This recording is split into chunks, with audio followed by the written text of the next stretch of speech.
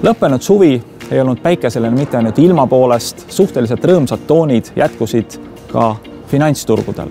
Ameerika aktsiaturud rühkisid uute tippude suunas, kuid Euroopas ja Aasias tammusid turud kvartali kokkuvõttes paigal ning arenevate turgude aktsiad isegi veidi langesid. Ka võlakirjainvestoritel tuli vastu võtta väiksemaid kaotusi, sest intressimäärad tõusid.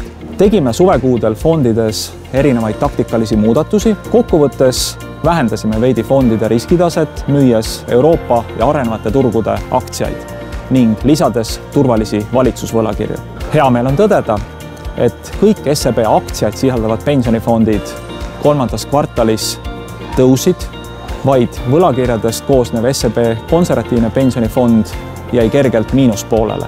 Parima tulemuse tegi vabatahtlik kolmanda samba SEB aktiivne pensionifond, mille osaku väärtus tõusis 3 kuuga 3,21%.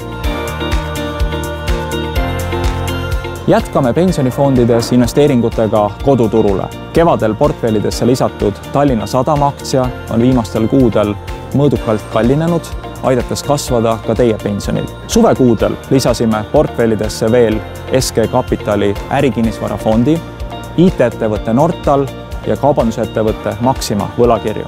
Hetkel on töös teisigi koduturule suunatud investeerimisvõimalusi. Fonde reguleeriv seadusandlus on tasapisi muutumas liberaalsemaks, mis annab tulevikus meile veelgi suurema paindlikkuse teie vara kasvatamiseks.